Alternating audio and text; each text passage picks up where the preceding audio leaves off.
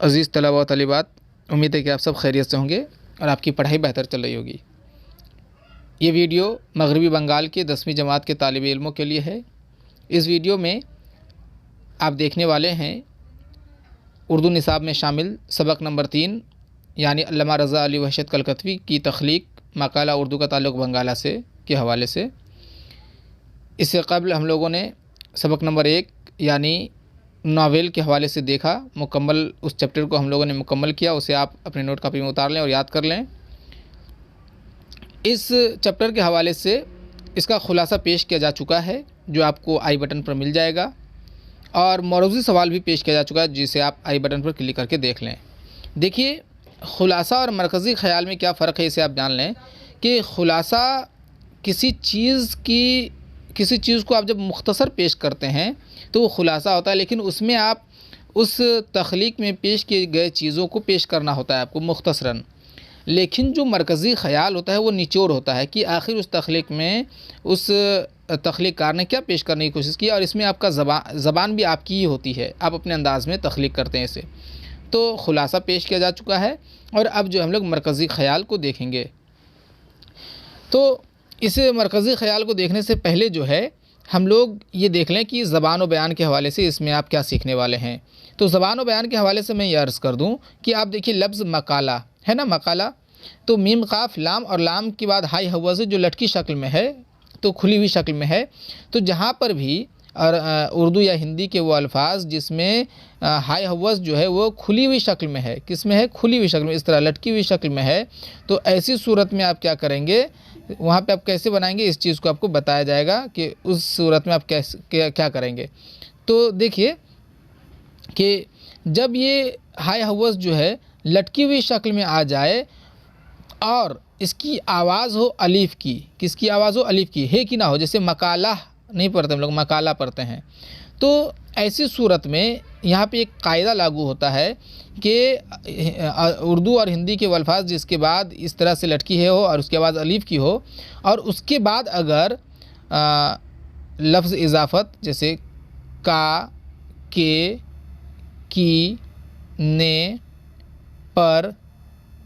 तक वगैरह आ जाए, है ना, यानी कि जिस हर्फ में लटकी है होगा उसके बाद अगर ये सब आ जाए, का, के, की, पर, तक वगैरह, तो उस लटकी है को या मजहूल में हम लोगों को बदलना होता है। यानी कि अगर आप देखेंगे कि मकाला का, है ना, अगर ये लफ्ज़ जुमले में आ रहा मकाला का, तो ये बन जाएगा, आप क्या बन जाएगा, आप ये बिल्कुल सही बता रहे हैं आप कि मकाले का बन जाएगा, है ना, समझ रहे हैं। एक और मिसाल देख लीजिए कि अफसाना, जैसे मान लीजिए अफसाना है, तो अगर अफसाना के बाद अगर लिखेंगे कि अफसाना के बाद, है ना, तो अफसाना के ये गलत हो जाएगा, वो हो जाएगा अफसाने, अफसाने के बाद, समझ रहे हैं। तो इस तरह से जो है इमाला बनाया जाता है, इसे उर्दू कवायद में कहा जाता है इमाला। क्या कहा जाता है, इमाला।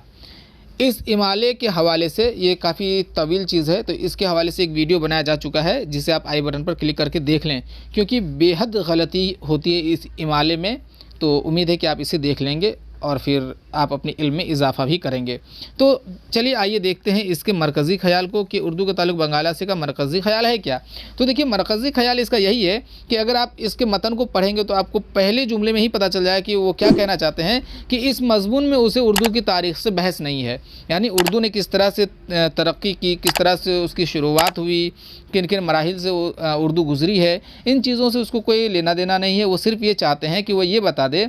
कि उर्दू की नशो-नुमा में, तरक्की में सरज़मीन बंगाल का क्या रोल रहा है, क्या किरदार रहा है। सरज़मीन बंगाल से मुराद बंगाल के शायर, अदीब, इदारा, इन चीज़ों का क्या रोल रहा है, यानी बंगाल ने क्या खिदमत अंजाम दी हैं उर्दू की तरक्की में। बस इसका मरकज़ी ख़याल यही है, और इस ख़याल को पेश करने के लिए वो जो है क्या बताते हैं कि इस मकाले में वो ये भी बताते हैं कि उर्दू को तरक्की देने में बंगाल के जो हिंदू शुअरा हैं, जैसे कि हरदे राम जोदत है, राजा कृष्ण बहादुर है वग़ैरह, और मुसलमान शुअरा जैसे कि निसाख, अरमान, शफ़क़ वग़ैरह वग़ैरह जो भी है, तो ये शुअरा जो है किस तरह से इन लोगों ने खिदमत अंजाम दी, जैसे इनका अंदाज़ बयान, इनके यहाँ मौज़ूआत, इनके यहाँ जो मोहब्बत है, इश्क़ है, जो मज़ामीन है और इनका जो तख़य्युल है, इन तमाम चीज़ों ने उर्दू को जिस तरह से तरक्की दी, इसका यहाँ पे इन्होंने इज़हार किया है। बहुत से इन्होंने अशआर जो है कलमबंद किए हैं और उम्मीद है कि आपने उन अशआर को भी पढ़ा होगा। जैसे कि अगर आप वो देखें कि सबा कहते हैं कि जाइए आप उस गली में सबा, हम यहीं से सलाम करते हैं। और अगर आप उसका देखिए कि इसमें शोखी के हवाले से जो कलाम को वहशत ने दर्ज किया है कि तुमसे हुआ ना दर्द दिल ज़ार का इलाज, तुमसे हुआ ना दर्द दिल ज़ार का इलाज, फिर कौन से मरज़ की बता दो दवा हो तुम। तो इस तरह के अशार भी इन्होंने कलमबंद किए हैं, जिससे इजहार किया है कि उर्दू की तारीख़ में इसके बंगाल का जो है अहम किरदार रहा है। बंगाल के हिंदू मुस्लिम दोनों शुआरा ने मिल कर के उर्दू को जो है, उर्दू के नोक पलक को संवारा है और उर्दू की तरवीज व इशात में अहम रोल अदा किया है। इसके अलावा इन्होंने इस बात का भी ज़िक्र किया है कि उस ज़माने में, यानी कि 18वीं सदी में ही,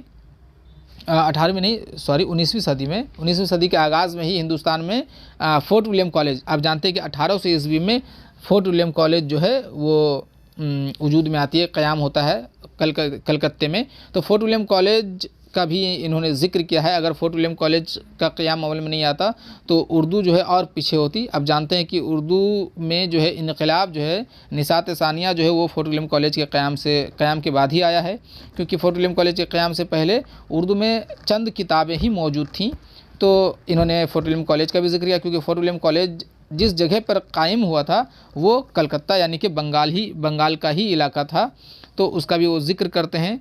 तो इन तमाम चीज़ों का वो ज़िक्र करके ये बताने की कोशिश करते हैं कि उर्दू की तारीख़ में, उर्दू की तरक्की में बंगाल का क्या रोल रहा है। तो अब इसे जैसे अगर मैं पढ़ दूँ सरसरी तौर पर, उम्मीद है कि आप समझ गए होंगे कि मरकज़ी ख़याल क्या है, कि उर्दू की तरक्की में बंगाल का क्या रोल रहा है। बस यही उनका मरकज़ी ख़याल है एक जुमले में। अब इसको सरसरी तौर पर मैं पढ़ देता हूँ ताकि आप जो है इससे समझ जाएं कि देखिए, मकाला उर्दू का ताल्लुक़ बंगाला से उर्दू के मुमताज़ शख्सियत अल्लामा रज़ा अली वहशत कलकतवी की उम्दा तख्लीक है। इन्होंने इस मकाले में, देखिए यहाँ पे में आया है तो मकाले बन गया है। मकाले में मुदल्लिल अंदाज़ में, मुदल्लिल यानी कि दलील दे करके, जब हम लोग सुबूत के साथ कोई बात करते हैं तो मुदल्लिल अंदाज़ होता है, कि मुदल्लिल अंदाज़ में उर्दू की तरक्की में अहम किरदार अदा करने वाले सरज़मीन बंगाल के हिंदू और मुस्लिम शुआरा का ज़िक्र किया है और उनकी गना कदर यानी कि उम्दा जो है खिदमत, गना कदर खिदमत पर भरपूर रोशनी डाली है। इसके बाद देखिए कि मकाले के आगाज़ में, देखिए यहाँ पे भी के आया है, तो मकाले के आगाज़ में ही वो ये वाज़े कर देते हैं कि इनके इस मकाले का मकसद उर्दू की तारीख़ बयान करना नहीं है, वो सिर्फ़ ये उजागर करना चाहते हैं कि सरज़मीन बंगाल में उर्दू की शोहरत कहाँ तक रही है और उर्दू के नशो नुमा में यानी तरक्की में सरज़मीन बंगाल का किरदार कहाँ तक रहा है। इस मकाले में इन्होंने जिन मारूफ़ शुआरा के नाम और उनकी खिदमत, अंदाज़, उसलूब कहते हैं तहरीर करने के तरीके को, और रंग वाहंग यानी कि उसका जो तरीका होता है बोलने का, अपना जो मज़ामीन है, जो हर एक इंसान का अपना एक अलग रंग होता है, का इजहार किए हैं। उनमें खान बहादुर अब्दुल गफ़ार नसाख, अबुल कासिम शम्स कलकतवी, मुखलिस मुर्शिद आबादी, काजी मोहम्मद सादिक अख्तर, हरदे राम जौदत, ये हिंदू है, अपूरब किशन बहादुर कुंवर और राजा जादव किशन बहादुर शफ़क़ वगैरह काबिल ज़िक्र हैं। इनके अलावा वहशत ने फोर्ट विलियम कॉलेज की खिदमत, शाही दरबार की खिदमत, उस ज़माने में नवाब हुआ करते थे, और दीगर अशख़ास की खिदमत का इतराफ़ नहायत मुदल्लिल अंदाज़ में किए हैं। तो देखिए ये है इस